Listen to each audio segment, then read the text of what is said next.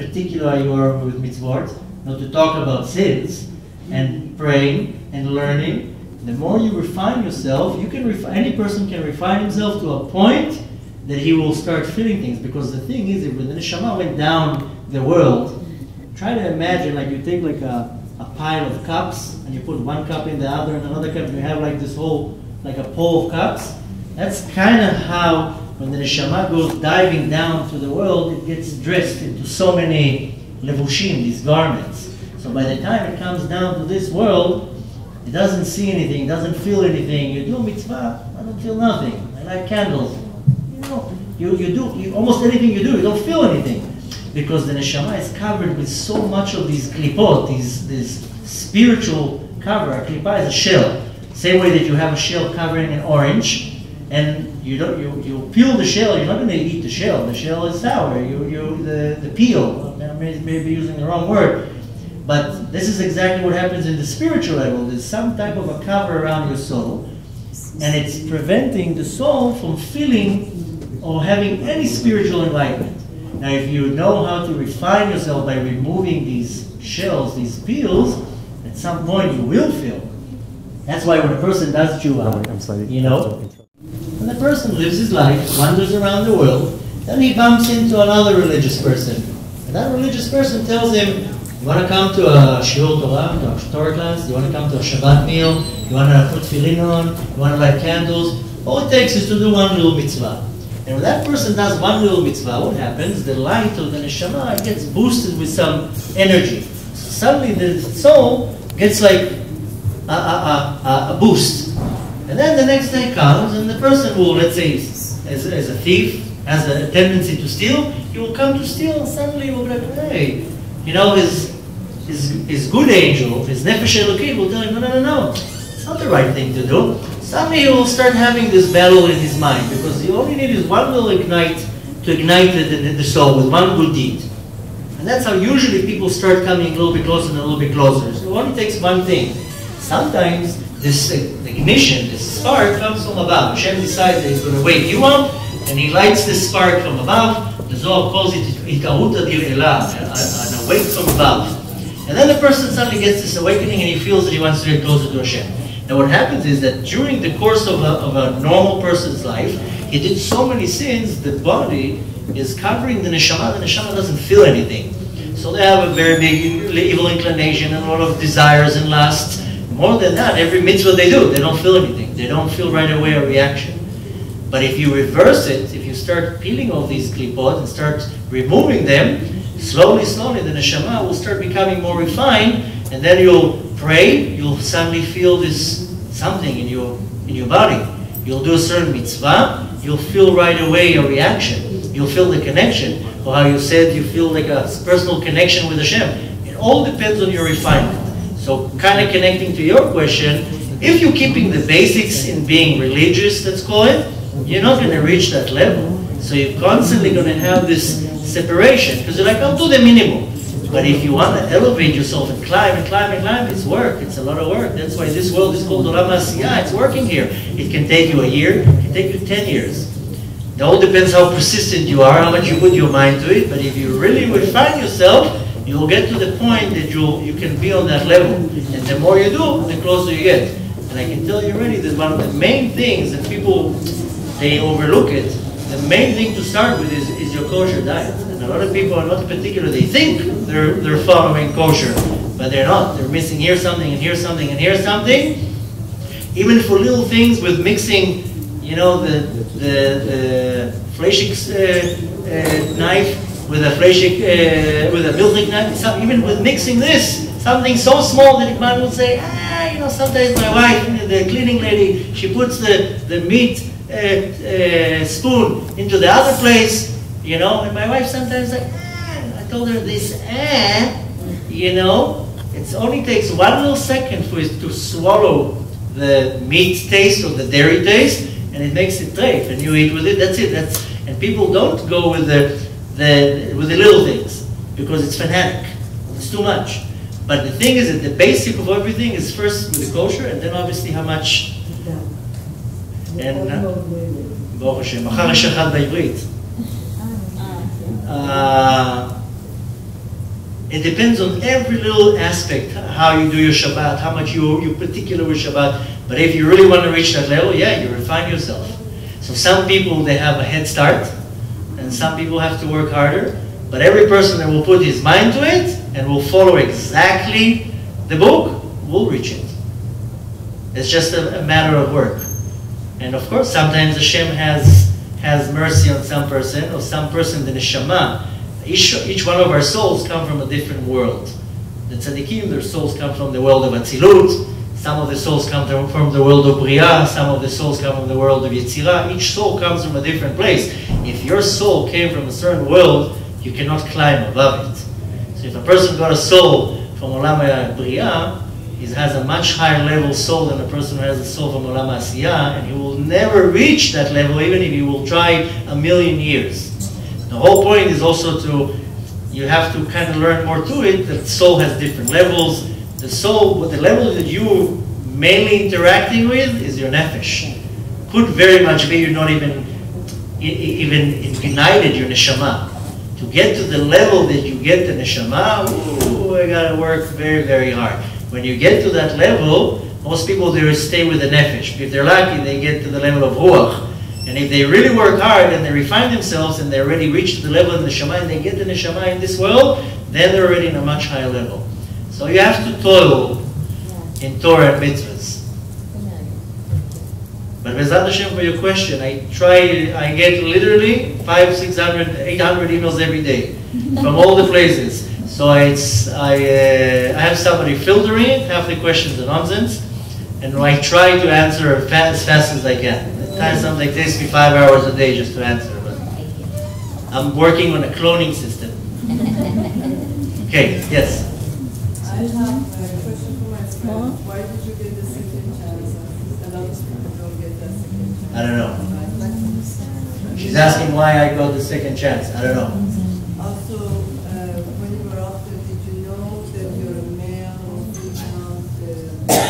You come back, and when you saw the 6,000, like you saw the 6,000 years, did you feel that your neshama or your soul was always a male, always Jewish, or was it different? Did you see that, all that information? Okay. At all the point, I knew exactly who I was, and I knew I was a male. The thing is that, excuse me? You were always a male? Yeah. The thing is that I wasn't, you have to kind of picture how the spiritual world looks, and it looks that it ascends high. The higher you go, the more closer you get to your source. The lower you go, the more levels you descend. So, in essence, there's no male female, in essence. But once you start going down in the spiritual world, there's the separation between the male and the female. But I didn't even ascend so high. So I knew I came from it's called a male body, or a male part of the soul. In regards to previous life, I didn't see what I was. In most cases, you're the same sex all your reincarnations. In most cases. There are cases that you can be in one previous life a female, one life a male. But in most cases, you're the same. If you remember. How about as far as your soul being Jewish in this life? That I knew that it was obvious. Always Jewish, Yeah. but The thing is that essentially, if you're going back all the generations, we're all Gerim, we're all converts, because we were converted at the Har Sinai. But in regards to the essence of the soul, there's no such a thing as a soul that becoming Jewish. Even a convert that in this world converted, the soul is Jewish, that was born into a non-Jewish body, and the body had to go through the process to do the conversion. But there's no such a thing as a soul that was born non-Jew and then was converted and became a Jew. The soul, the essence of the soul cannot change. It was Jewish, it's always Jewish. So it was pretty obvious to me that where I originally came from was always the same. And in regards to the male, I knew I was a male, but that's mainly because I didn't ascend to a high level where the male and female, they become one. We know the Zohar teaches us that the husband and wife, it's the same soul. Just as before they come down to the world, there's a special angel that cuts the soul in half, and the female part of it dives into the female body, and the male part of it dives into the male body, and then they wander the world around their life, and then they meet, and during the chuppah, Hashem sows again the neshama. But in essence, it's the same neshama. In everything in Kedusha, there's the female part of it and the male part of it. I'm not going to get into that, but anything in Kedusha, in holiness, there's, people ask, is Hashem a man or a female? There's a female part of it and the male part of it. Even when it goes beyond the spiritual worlds and up until to the Sphira, what's called Keter, there's a female part of it and the male part of it. It's not necessarily in the way how we know it in the body, rather in the level of, like we know here in this world, the male physically is the giver and the woman is the receiver. So the same aspect has in the spiritual level. The spiritual male part is the giver and the female part is the receiver. So even in the spiritual realm, there's the female and male. Did you have an understanding why is there so much difference as far as responsibility for a female part? Because the female part of the neshama comes from a much higher source. That's why she's exempt with most all the mitzvot. Not all, but the female part of the soul, women come from a much higher source. That's why by default they don't have to do most of the mitzvot. They don't have to do the mitzvot. They don't have a time limit. You can see it by nature that the woman has the power of giving life. The man just delivers the merchandise, but the woman is the one who actually can bring life. So only because the source, where the female part of the soul originates from a much higher place. So now all the men went to Ma'ariv, so I can give you the hint. Yeah, the women are much more holier than men. But there is always so much more pressure in the physical world on women, so rather than men. Exactly, because this world is upside down. They are higher level of the soul, they should be less, but there's always more pressure on female soul than male soul. Exactly, because this world is kind of like a mirror. So if you look now at a mirror, and you lift up your right hand, in the mirror it's the left hand that will go up. So everything in this world is a mirror from above. So whatever is high from above is low from below. There's a rule in Kabbalah that says, Ma mala mala nofel mata mata. And to explain it, imagine a brick wall, and if you push down the wall, the brick that's all the way at the bottom will only move maybe a couple inches, and the bricks that are on the top will go all the way far away. So whatever is low in this world ascended from a much higher place, and whatever didn't ascend too much, so it started low, so it just moved a few spiritual inches. So here in this world it looks big. So this world is an upside down world. Whatever is small and humble and looks worthless in this world actually comes from a much higher source. And we see it, Kabbalah teaches us as a concept of what's called se'arot, hair, and the same way that in the entire body, the only thing that is alive and has the most little chayut, liveliness, is hair. You can cut the hair and you don't even feel pain. So it means the contraction, the godly revelation that's in the hairs comes from the highest source. Why? Because it ascended the lowest to a point that it's alive, it's growing, but has no feeling. So anything in this world is opposite. So you're saying women have much more pressure? Yeah, because in the spiritual level they come from a much higher place. Then in the physical it seems like they're lower. It actually says that when Mashiach will come, when Mashiach will come, it will turn around. The women will be in an obvious way that they're much holier and a much higher level. Okay, I got it. They need multiple camera in order to make it.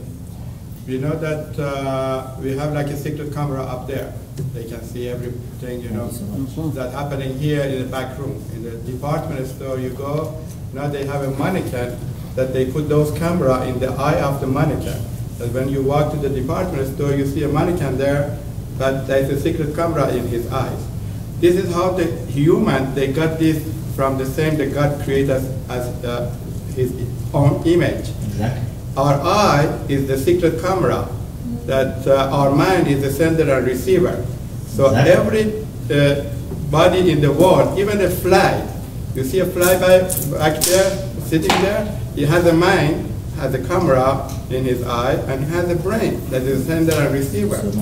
This is how every action anybody do in this world is transmitted through your own eye. So if you pick up something from here, your eye pick it up, send it here, send it up there to the shamayim, they get it. If a fly there, that fly is taking a movie from you. If another person sitting there, from his eye is looking it at you, sending the picture up there. So it's making the panoramic movie. So when you go up there, they show you the panoramic from outside. Yeah. It was from the fly, a bird, a person, another person, and your own eye. That whatever action you did, they show you that what you did. You cannot lie, and it's already gone. And you can learn from that. Exactly. This is how, because the other person first, how do they do it? This is how they do it, from your own eye. They take the picture. But how does it get from your mind to the cloud? It's a sender and receiver. You have But how does it get to the cloud? This is how this telepathic, you have telepathic with somebody. Wi-Fi. You know, you're thinking about somebody. He says they have Wi-Fi. Wi-Fi. You know, it's a telepathic situation. Yeah. It's not That's where you learn how important is guarding your eyes. Exactly, because the technology that we're learning is that the God technology is my advanced. We have so many channels in our brain. Yeah. The other thing that somebody was asking about the action and reaction, whatever you do, if you don't like somebody do something to you, don't do it to the other. Exactly. Yeah. You know, if somebody do, you know, you're hurting somebody and somebody hurting you, don't do it then. This is exactly how you figure it out what to do. Yeah. And another question I have from you, in the hospital, how long you been in the hospital and what did they do to clean up the system? They didn't do anything, I ran away. It just, that sickness went away by itself? No, I ran away. You ran away from the hospital? But what happened to the poison inside your body? I just ran away. That's why I was sick for about a month. But the thing is that according to the law, when somebody comes to the hospital when he has drugs in his body, they have to do a police report. And I wasn't legal here. The second I heard police, and I saw the police coming, I took my tuchus and ran out of the hospital. So... But then, little by little, the poison... yeah. Body, you cleanse your body, it will go out. Okay, about the mistake that you made from those 28 years, did the God forgive you for all those? I hope. But you didn't have any choice or anything that you could go and, you know, do the teshuvah. Like if you did something to somebody, you couldn't do it. You have the choice, why not? So the God just forgave you? No, you have the choice. You know, when my wife became religious, did you go back and correct the Yeah. When my wife became religious, she called people from 3rd grade and 4th grade and apologized for being mean to them. So she was lucky to find these people. But yeah, I looked people from 20 years ago, people that I couldn't find. You have ways how to do it. But yeah, when you do tshuva, you don't wait for Hashem to forgive you and send you an email, you forgive him. You know you hurt somebody, you go and look for that person. But if you broke something, how you can put it back together? You can't. Sometimes you can't put it back together. But let's say you hurt a person and you can't find the person. You did your effort and you went all around the world in your limitation to find that person, and you couldn't find that person. So you want to correct it, then you become super nice to another 2 people beyond your means. So you kind of balance it out. Or if I cheated a person in business, I owe that person a lot of money, I can't find the person, I have to evaluate it. I cheated him for $5,000, I have to find out $5,000 and donate it to poor people and feed people that are hungry and do a lot of charity. If you don't have the money, you take your time. Yeah, that's what they told me. Don't put a yarmulke and think that that's it, story's over. You got to go and do a recap. What did I do? How many times did I steal? How many times did I cheat? How many times did I lie? Yeah. It's embarrassing. It's like the 12-step program, going and apologizing to everybody. I had to beg for my parents for forgiveness for all the sleepless night I put them through. So, where is your office now? Where do you live right now? I'm in New York. You live in New York? Now in New York, it's not the Shem soon, I'm back to Israel. Yeah. Do you have a second job, or this is the only thing you do? My job is serving God. Serving God. That's my full-time job, 25 hours a day. You should get a promotion. I hope. Talk to him. Yeah. You started yeshiva at 28. I'm a little older than 28. No, I was already like almost 30. Okay, so 30, which I'm a little older than 30. how much time are you studying still? Because you're very, I mean, if you got a late start, compared to some of the yeshiva bookers around, you got a late start. But you're very, very learned. So I study an average about 6 hours a day. When I first started, it was more like 18 hours a day. But I put one of my highest priorities in the mornings. I study. Yes, about 6. I try to squeeze in about 6 hours a day. And when I meet business people, hold on, and when they tell me I don't have time to study because I have a business, no such a thing. You can find time to study with a business, with kids, with everybody. If you want to really get the most out of it, yeah, I don't look at it as a late start. In the beginning, I was like, it's not fair. I have kids that are 18, that they were born to it. Oh, I'll never get to their level because I'm old. Right. But we learned from Rabbi Akiva, from when he was 40, he pressed the pedal to the metal and he passed everybody. So it all depends how much effort you put in it and how much you prepare your mind. Also, you have to clear your mind. The thing is that Hasidut explains to us that when a person has what's called machshavot zarot, all sorts of weird thoughts or foreign thoughts, it's because his mind is not busy with the right things. So if you're busy with the right things, you're not going to have all these thoughts. If you have all these thoughts, it means that there's empty space in the brain that is not being utilized for the right thing, meaning learning Torah. So any person, even when you're 70, in the community where I live, there's a man that did tshuva when he was 86 years old.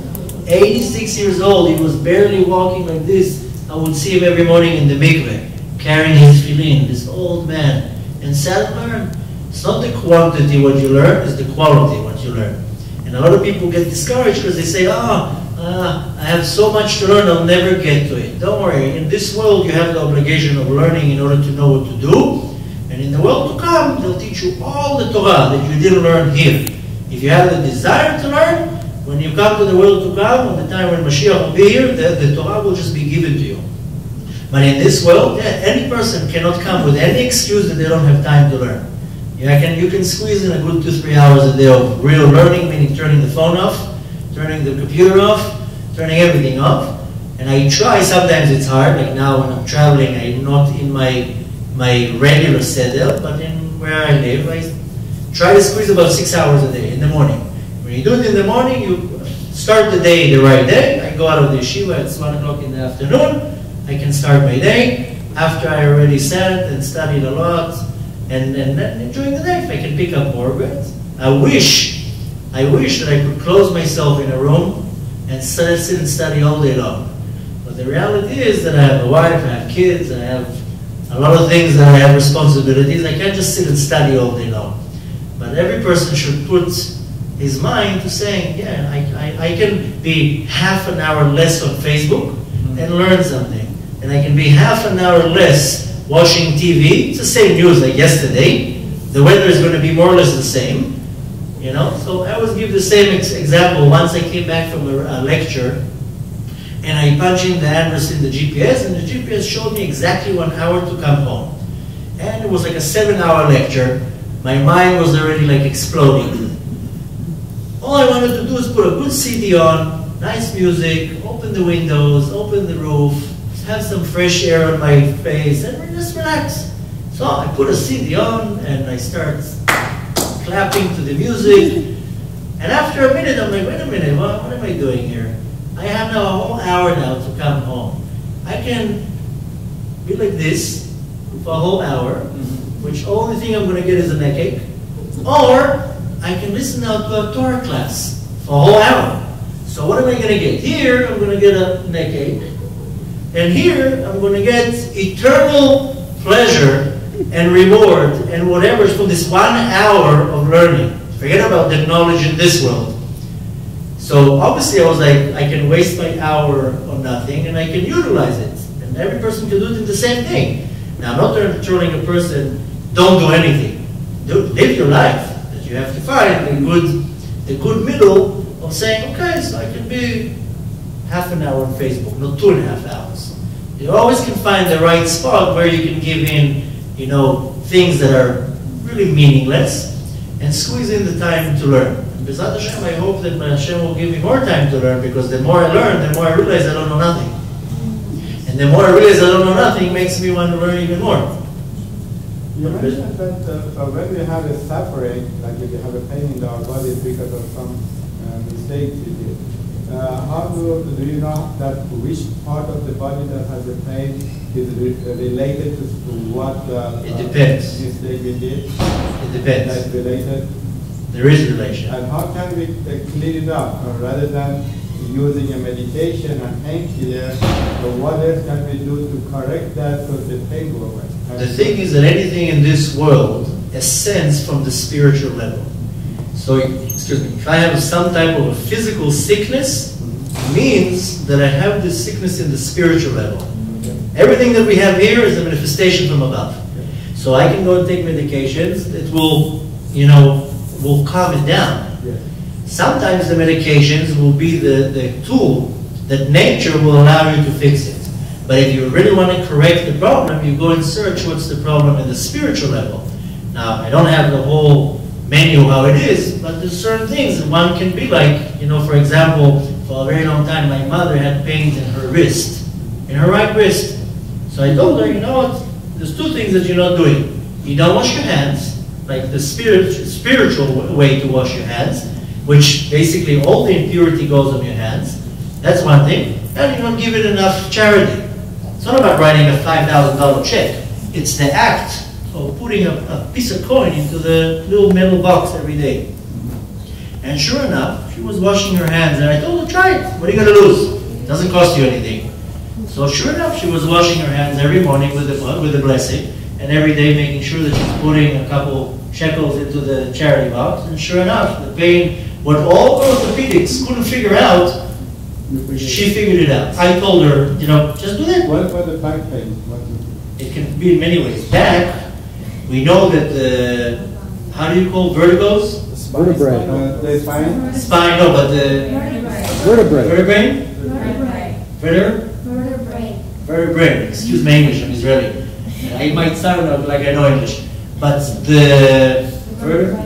you know what I mean? The spine is basically corresponding to tefillah, prayer. Right. Prayer. Everything around the spiritual realm is based on the tefillah, on the prayer. And your spine corresponds to prayer. That's why if you look at the tefillah, you have 18 prayers. Tefillat Shmona Esrei, where you pray Shacharit, Mincha, and Arvit. Each one of the prayers corresponds to one of the vertebrae. So when people have problems with their back, it's probably most likely corresponding from a lack of praying this particular prayer. Not saying to Hashem, oh, I love you so much and I'll be the best driver. Is the literally praying the words from the Siddur. Now, a lot of people, what happens is, they start to pray very excited, they're very focused on the first 8, and then their mind is wandering off the baseball game from yesterday or the business deal they're about to do, and the next prayers, they're out for lunch. And then they're back. So when people suffering from back pains is usually because the problems of tefillah. If your tefillah, your prayer is 100% perfect, then your spiritual spine is strong. And when your physical spine is not strong, meaning that it's ascended from the spiritual lack. Now I don't know every little thing why it hurts, but you can probably pinpoint any pain that you have where it's coming from a spiritual level. Like the lower back, is that which prayer is that? Yeah. Which prayer is that? Yeah. I don't know exactly, but I can tell you the Gemara teaches that the part where you say Modim Anachnu Lach, I don't know how in English, but where you have to bend over, there's one part you have to bend over in Modim Anachnu Lach. There's one paragraph. And the Gemara explains that the people who don't bend during that time will not bend up, rise up. Because spiritually, Hashem, He straightens you up. So if people have lower back pains, could be that it's at that point. Now at that point, that doesn't mean that you don't necessarily read it. Could be that you don't understand what you're reading. People think, excuse me? Shoulders? I don't know every little thing. It can be in many different... Is there a book? Is there a book? You can learn some little bit Kabbalah and we'll tell you. Is it the 10 Sefirot also has something to do with your back? Yeah. No. What about the knees? The knees? Yeah. Knees? The knees and the nose. the right ear, the knees, we got a crowd. The knees can be also very much big also tefillah, because in the tefillah you have to likroa. You have to be likroa every time. Baruch atah. So your thumb, the attitude. You don't look What about the kidneys? Yeah. You're able to figure that out. Can be in many different ways. Sometimes you have to use your common sense. Like a beracha comes from beret. Beret means from the kneeling. Good. So maybe you'll have a lack of beracha because of The thing is that you have to use your common sense and try it out. I have a person that I know who had terrible ankle problems. The best orthopedics could not figure it out. And one time he was complaining, and I told him, what's the problem? He said, oh, I have terrible ankle pains in my feet, and I was walking like limping. And I told him, do you have a mezuzah on your wall? Of course, I'm Jewish, I have a mezuzah this big. I told him, when was the last time you checked it? He's like, I never checked it. So I told him, let's go and check it. And sure enough, where it says belechtecha, how it says belechtecha b'derech, and the words belechtecha was all messed up, was pasul. And sure enough, he fixed the mezuzah, he checked it, and the problem went away. So sometimes you have to kind of use your common sense. You don't have to go to a mekubal and tell him, my finger hurts me. And sometimes you have to figure it out, use your common sense, and try. It helped. Good, didn't help. You go to plan B. But the bottom line in anything in this world, manifested from the world above. Even in not, how do you say it, emotional problems.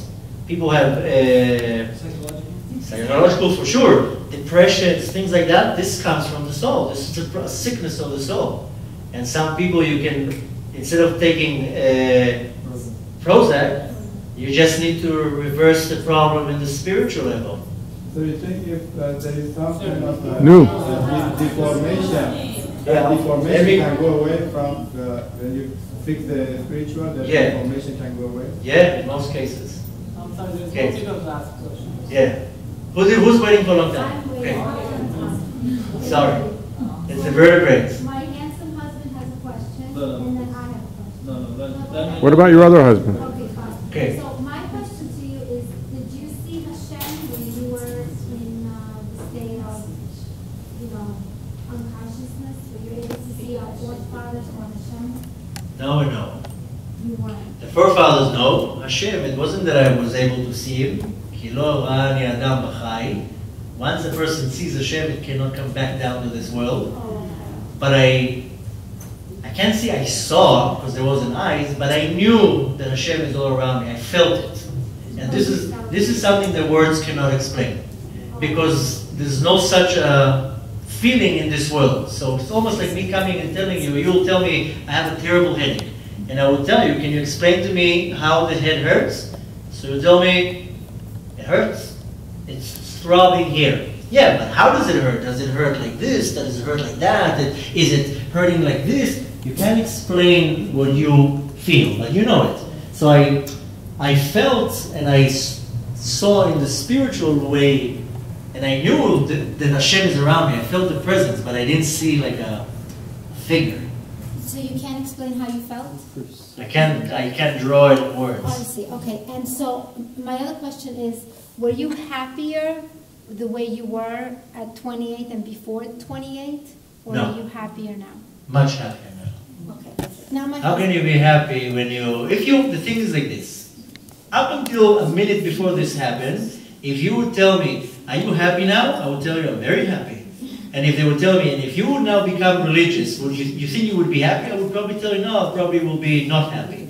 But the thing is that I can give you now 2 apples, and they both look exactly the same, but one of them inside is rotten. So I will tell you which apple is better. You'll tell me on the outside, they look exactly the same. So when I was on this side, of course I was very happy. Now when I'm looking at this side and I can compare both and I can see that on the outside maybe look the same, but this in the inside is rotten, this is not happiness. This is maybe how do you say, an immediate happiness? Is that such a way of saying it? It's a very temporary happiness. Yeah, okay, I have a nice car. Wow. And wow, I went to travel over the world. It's temporary. But when you're able to compare both, That's why it's very hard to come to a secular person that doesn't want to do anything with religious and tell him, come and check it out. No, I don't want to. I'm good here. Of course you're good here, but maybe over there it's better. So, no doubt that I'm 1,000,000 times more happier.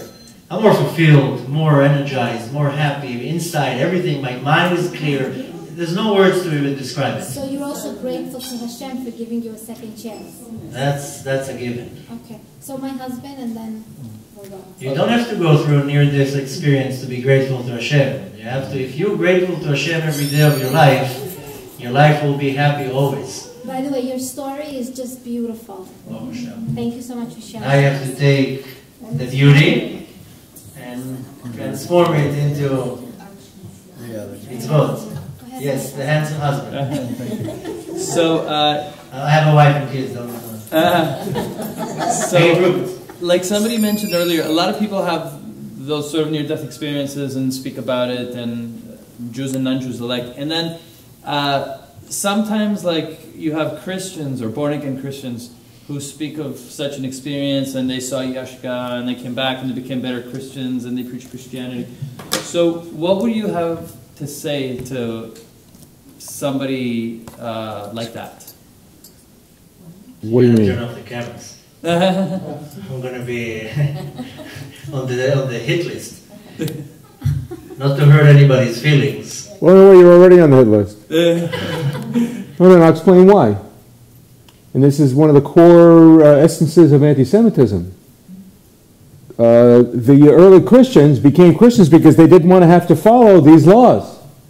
And the validity of this, they'd rather slay the messenger if they can get away with it. And so we're all, unfortunately, on the... Somebody who comes out of an experience like that, they speak of sincerity. They're not... I'll tell you, I'll give you some answers. I usually don't like getting too much into it because I don't want to hurt anybody's feelings. If chas v'shalom it will. But I have a website where the story is on the video. Okay. If you go to the website, go down below the video, you'll see about 5,000 comments. Because people comment, and once I used to answer it, now I don't. I don't have time for that. But obviously came somebody on one of the threads and started an argument between some of the followers. Are you saying Yashka, not Yashka? Started a whole argument. And the Jews were saying this, and the non-Jews were saying that, and a whole fight came. And then came a third person and says, my name is such and such, and I'm not Jewish, and I'm fascinated by near-death experiences. I'm so fascinated by that I did a 10-year research about near-death experience. And I went to hospitals and doctors and everything. And you know what I found? That not even one real near-death experience saw Yashka. They all see the light. They all hover about the body. They all see these worms. They see this. Everything's there. They see the tunnel. They all see the same. Go and interview, go and look at Raymond Moody. He's the biggest one, the biggest doctor, a non-Jew who made the biggest research about near-death experience. And there's another neurologist, I forgot his name, who he had himself a near-death experience. This lady said, from all the cases that are real near-death experience, the non-Jews never say that they see. They see a godly figure, but they don't really see Yashka. And the ones that you find online, that you see, that they talk about it, go to the end, and you'll see two messages. Either it's Jews for Yashka, which you see 100% it's missionaries, because the real Christians, that's not what they believe. B, the bottom line will be money. There's one guy online, his videos have millions of views, because it's advertised and promoted and pay-per-click and all the shakes. But the bottom line, the message, donate so we'll save your soul. Donate so we'll save this. Donate. So you can see the bottom line, what is the message? Give me money. Now this is one of the answers. The more spiritual answer to it is that the non-Jew has a nefesh. It's not that, we are so special.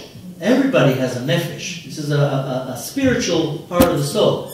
And when they leave the body, they see godly revelation. They see something. Now what happens? A non-Jew, let's say, has a near-death experience, comes back to the body, the doctors tell him, you were dead for 3 minutes. What did you see there? So he says, I saw this, I saw that, and I saw this godly figure. Oh, so you saw Yashka. I don't know, I saw this, something going, oh, so you saw him. Ah, okay, so I grew up in the church my whole life, so yeah, 1 + 1 is 2, then I saw 2. So a lot of people, that's, you know, and I met a lot of... Filter it, you're saying they filter it through their Christian beliefs. And they interpret it as what they... Well, there's many other explanations to that, but there is, the guy is not turning off his camera. Listen, it's your tape. I'm joking. You can have my tape anyway. I'm just trying to make it funny. The problem, the thing is, that from the little research that I did, because I really don't have time for that, and I have I have so many people commenting on my videos, you saw this, you saw that, this is that. Once I used to argue, I don't have time to argue with that. The bottom line is that if you go to the biggest researchers in NDEs, near-death experiences, they all, have the same records. There's a doctor, his name is Raymond Moody. He said he did like 30,000 cases in hospitals, to a point that he used to write on the door frame on the top words. And when he would have a near-death experience case, he would ask them what they saw on the door, because you can't see it if you're standing, the door is high, you can only see it if you're from above. He did a very, very deep, in-depth research. And he's a non-Jew, he has nothing to prove right or wrong. He's here to prove if there's life after death, if there's not life after death. And there's another doctor, I forgot his name, became very famous because it happened recently. Alexander. Yeah. So they both say the same thing, they see there's a pattern. But nobody really comes and sees our friend. So I have more about it, I don't want to get too much into it, but One more question. I'm sorry, one more question. you can ask as many questions you want. My flight is Thursday morning. I have strong legs. Usually they put me on a chair. Today they... Oh, that's what I wanted The camera, you can see me. After 2.5 weeks, when you got your memory of everything that you saw, were you able to draw anything? Did you write anything or draw anything? To write, I didn't write because... Did you draw anything you saw? Pictures? Any pictures? No. No? Okay, well I don't have the talent. Just advise you one day, Bezrat Hashem, one day you should write a book. It's in the working. Yeah, you should. Now I'll tell you the thing. When it happened to me, then I first started doing lectures. Ooh, a high chair. But now I don't know how it's going to be in the camera. I'll stand. I need the exercise. Okay. I'll sit and we'll all come closer. We'll make it more friendly.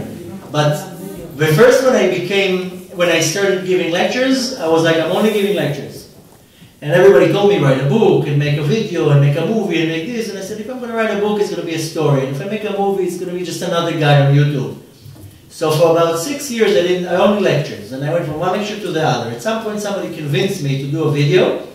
So I did record a video. I didn't like how it came out, but we put the video online, and in the last 3 years, this video got about 400,000 views from many different places.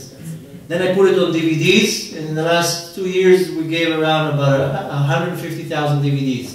So Baruch Hashem, it's going out. At some point, not too long ago, somebody convinced me you have to do a book, because I always was in the same thought of a book. It's a story. Here you see me.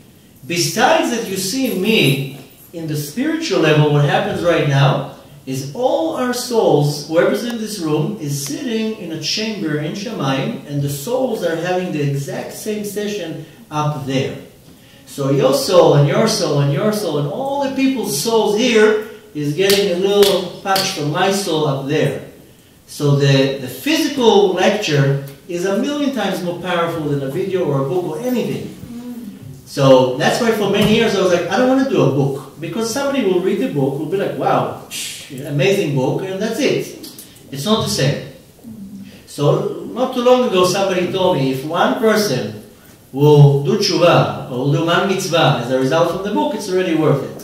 So Baruch Hashem, it's in the making, but it's hard for me because I was like, a book, it's not exactly the same. But lately, in the last 2 years, I've been using the technology of the social media and everything to get it out, and Baruch Hashem, the technology is a very good tool to spread anything that you want. To a point that thousands, tens of thousands from all over the world, you can get over a message. Well, thank you for answering our questions. My pleasure. מחר יהיה בעברית. כן. Okay, one by one. I have 1 year. Like 1 year that's working. What? אני אומרת שאני מבינה עברית לא כל כך. Oh, okay. So you got it today. לא כל כך טוב. Tomorrow there's going to be one in Hebrew. There's in the flyer. You can see the address. Hold on. There's one guy in the back. He's already fainting from waving his hand. So, as the rabbi just said, we are all in the same chamber in the spiritual level.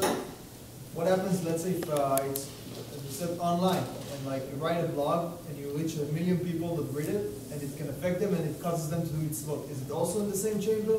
Not exactly the same. So how would it be? It will be different. Here, right now, not here.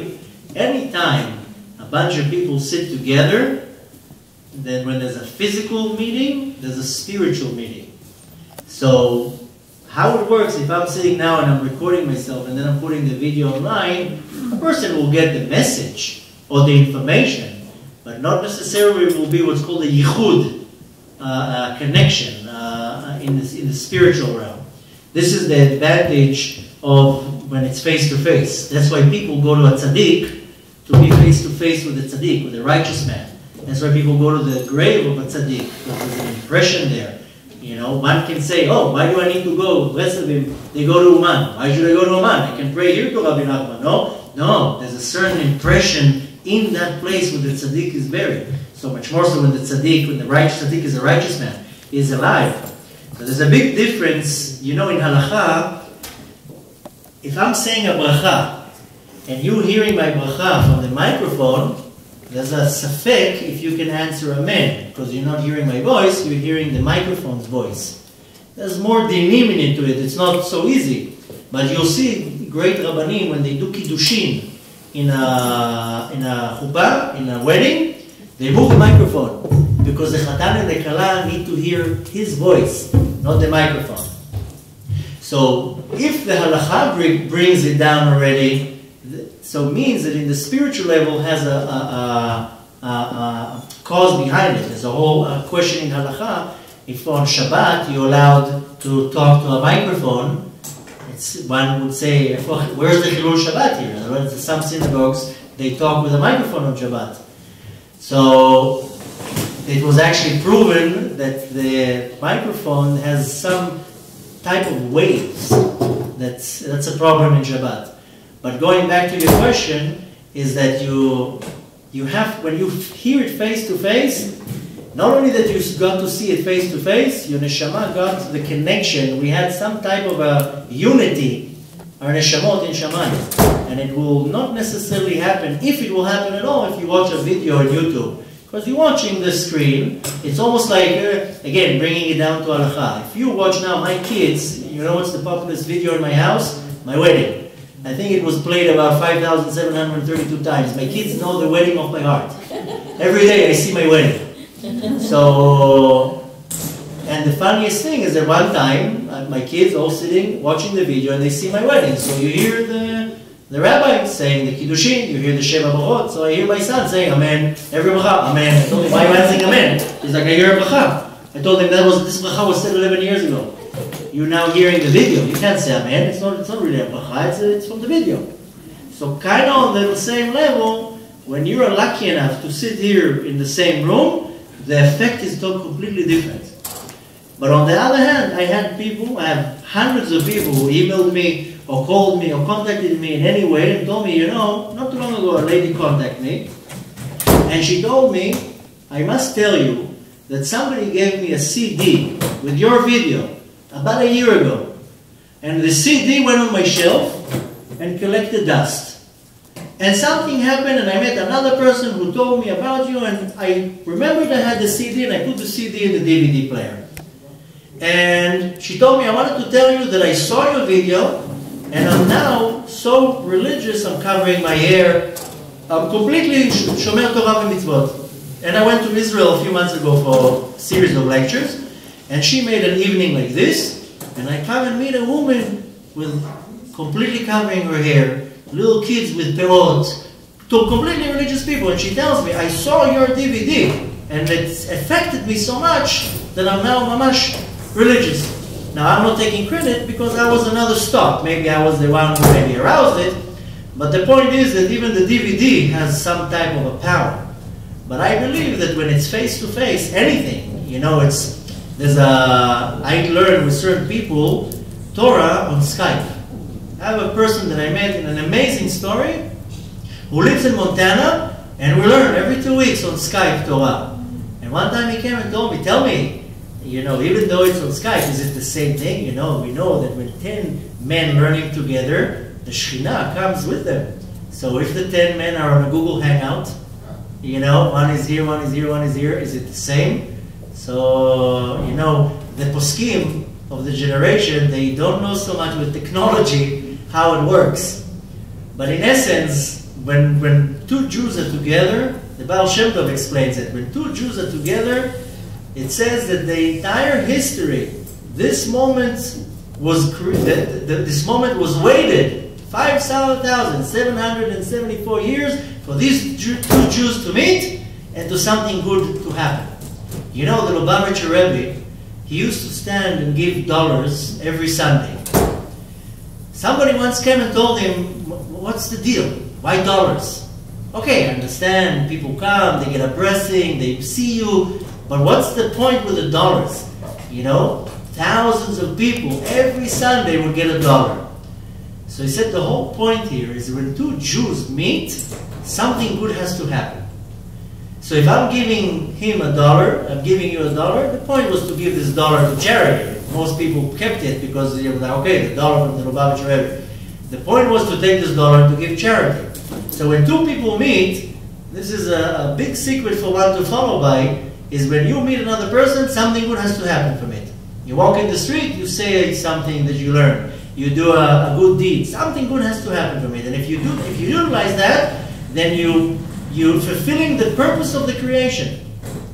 So going back to your question, I know I like to sidetrack, but the point is, yeah, when it's face to face, there's a much stronger impression. But obviously, I'm not going to take the chance that I can get to Brazil and France and wherever people see me. So you have to do. That's why 3 years ago I was like, okay, I give in. I'll do videos. And Baruch Hashem, these videos are, you know, with social media, they're spreading like wildfire. And Baruch Hashem, it hits the point. So I think the Hashem gave us the social media. He wants it to be spreading down. Exactly. So we will count it as. Yeah. At the end of the day, yeah. For sure. There's no doubt that the technology that we have is only to utilize it for Avodat Hashem. Anything in this world, you can take a tool that was created in this world and use it for Avodat Hashem and elevate it, or to use it to the opposite. Say, this is the internet. The internet is the tool that can be utilized for spreading the word of Hashem with videos or Torah classes or whatever, and can be utilized to the complete opposite, to the most furthest away, going away from Hashem. The point in our generation, everything, a cell phone, everything, is that technology was given to us to do Avodat Hashem. If you use it for Avodat Hashem, then you took a piece of the creation and you elevated it to God. And if you didn't, then you did what's called in Hebrew pgam. You took something that God gave you and you damaged it.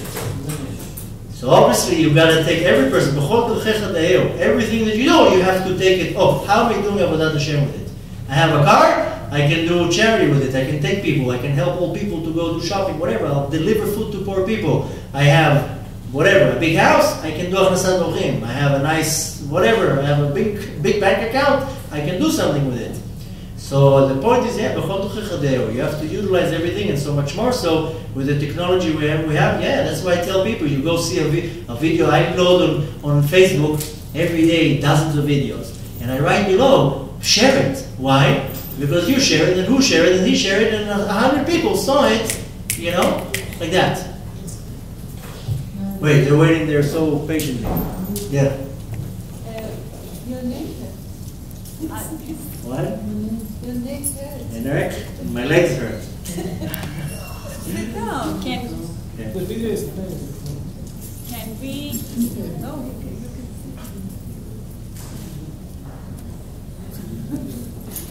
Excuse me.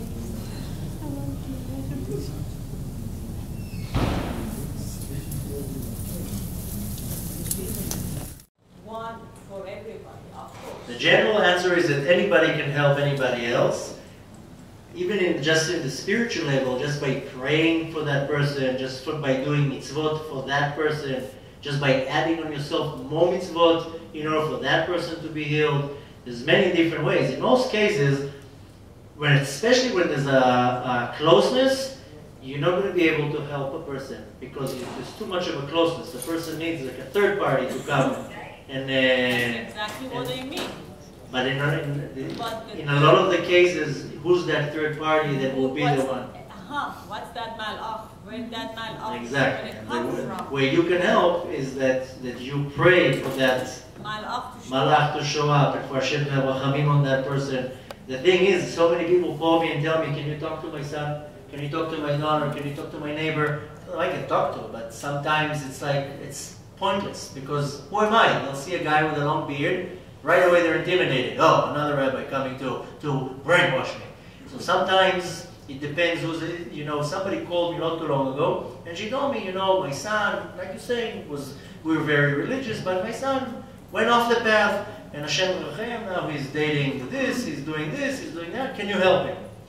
I told him, I'll do whatever I can, but what is going to help? I'm going to walk into his store one day and tell him hi, and, it's not going to work like that. So I told him, well, I have an idea. Why don't you give me his address, where he works, what he does, tell me a little bit about him. I'll find somebody that will fit good the criteria, and we'll see what happens. So he works as a barber somewhere, so I sent somebody undercover. They went, got a haircut, then came again after a couple of weeks, got a haircut, and suddenly got friendly with him. And here and there, didn't even say anything about religion, about nothing, and slowly he got closer to him, because that person doesn't look so religious. If I would walk and approach that person, he'll right away be like, no, I don't want to hear about it. So sometimes that third party is very important who it is and how it comes, and you have to pray for this salvation to come. You can't just say, okay, I hope this person comes and save the man. You have to, what you can do is pray for that person. Like I said, take on more mitzvot. In most cases, if you were going to approach the person who's having the problem, he's not going to listen. He's going to be right away, almost like coming to a drug addict or alcoholic and telling him, go to rehab. Why are you coming and annoying me now? In most cases, the person has to come to the realization by himself. Because if a person doesn't come to the realization by himself, then almost anything in the physical realm will actually help. That's why in the spiritual realm you can kind of pray for the person, do mitzvot for the person, do whatever you can to try to find the issue out. And unfortunately, there's no really like a good answer saying, follow this book, do 1, 2, 3, and everything will be okay. Then the first thing what you can do is pray for that person, pray mamash, and give charity in his merit, his or hers, and then say, okay, for the merit for him to have Yeshua, I'm going to take on myself to accept Shabbat a few minutes before that, and I'll do this mitzvah and I'll do that mitzvah. Depends how important that person is. If it's your child, chas v'shalom, then a mother will do a lot for the child, a brother, a sibling, a parent. But yeah, when you can physically do something, then you try spiritually to do it. Can I add something? Of course. Some type of an awareness, where is it coming from, and to kind of figure it out. And if a person's going through a lot of things, and he's going through the list and saying, oh, you know what, I'm not doing this, I'm not doing this, I'm not doing this, it can kind of give him an indication. If I feel that I'm 100% religious, and I'm running into issues, so I'm saying, I might be missing something, because it has nothing to do with my path. It has to do, maybe I hurt somebody, same way how I said before, that when you have certain pains in the body, it's a reaction from something. Sometimes when you shoot this limb, not too long ago, I was pulled over. I didn't even talk on my phone. I lifted up my phone for 1 second, right away the police pulled me over, gave me a ticket. So, my wife was like, why are we getting